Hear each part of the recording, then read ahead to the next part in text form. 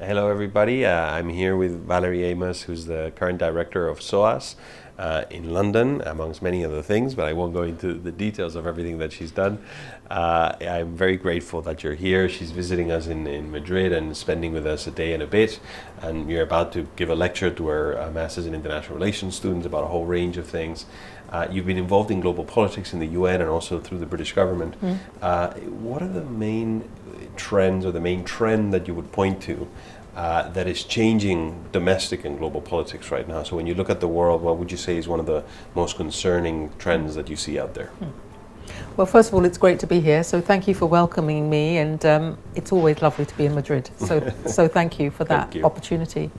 I think that what is happening in the UK reflects a lot the changes that are happening in other parts of the world, and it would be difficult to do this conversation today, which is when we in the UK are voting in the European elections, without making mention of the decision that was taken nearly 3 years ago that we would leave the European Union. And in the run-up to that referendum and during the campaigning in that referendum, we saw a number of issues which I think are reflected across the world.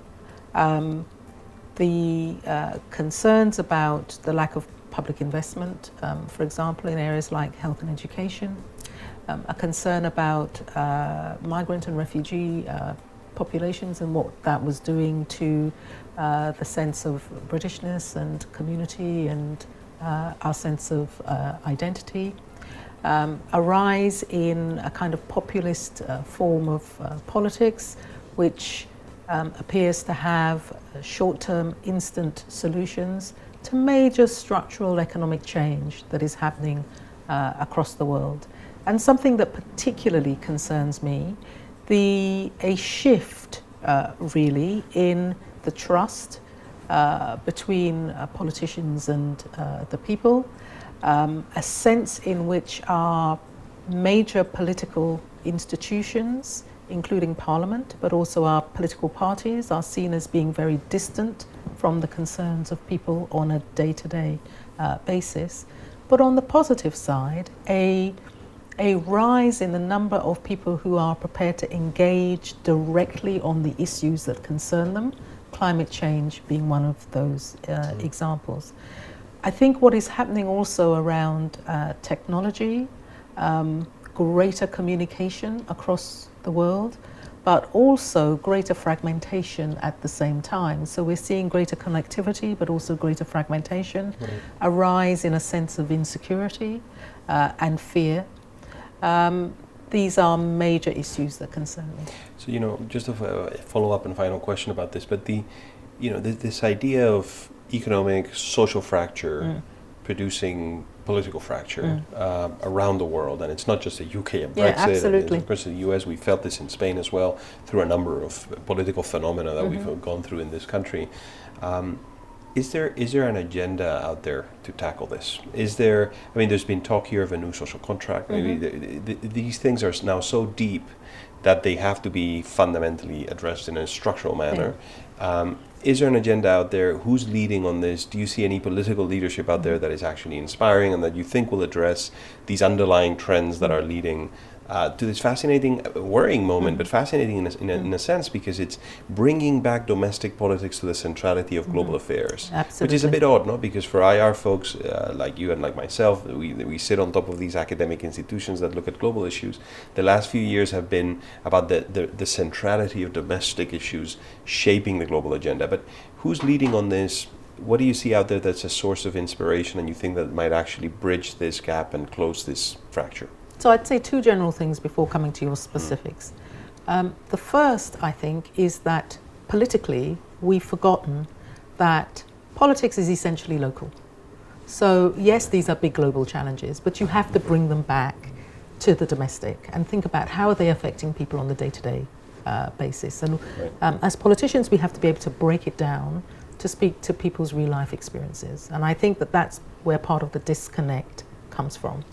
I think the second major challenge is that we have these major issues requiring collective global action at a time when we are seeing our major multilateral organizations under attack, including the United Nations. So where is the agenda for change coming from? I think that at the kind of global intergovernmental level, I think we have the Sustainable Development Goals, which are a wonderful framework, but these are goals which people don't feel on a people-to-people basis. So how do we translate them into that, I think, is important. I think at a national and more thematic level, what our young people are doing in terms of isolating particular issues of concern. Climate change is one example.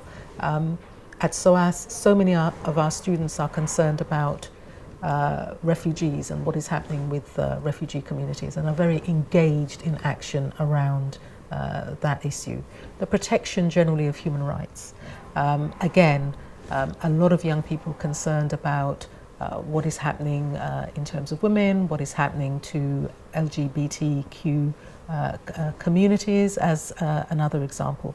So I don't think that we are necessarily seeing global leadership on these issues, but I think that we are seeing a lot of leadership from young people which can tap into leadership which is being shown in different places. My concern is that it's not being brought together in terms of a global agenda with respect to these issues. But I think we can see, let alone a national agenda, but I think we can see movements that we can tap into that will take us in the right direction. Well, but that's interesting. I mean, already you have the 2030 agenda, a little bit at 30,000 feet, but it's there. Exactly. And it's a fascinating agenda, in fact, with a whole range of goals and targets that target a lot of the issues underpinning this fracture. Exactly. Access to resources, access to education, public services, all of these things, fundamental rights. Narrowing the inequality gap. So at least that's there as a framework. And then you have these very particular powerful individual movements, like the movement for climate change, led by very young people around the world. The question is now, how do we bring these two together and land them in specific agendas for action? My hope is that we do this fairly quickly, because the signs of this social and economic pain are now showing themselves across the world. So the writing is on the wall that we need to move forward on these things. We have to stop the fragmentation. Yeah, and there's a lot that can be done as well from the academic world. I think there's a lot of responsibility in our hands and in the hands of a lot of the people watching this in business, in NGOs. But anyway, Valerie, thank you again for coming, and thank you everybody for listening, and I hope you have a wonderful rest of the day here with us. Thank you. And thanks everybody. Bye-bye. Thank you. Bye-bye.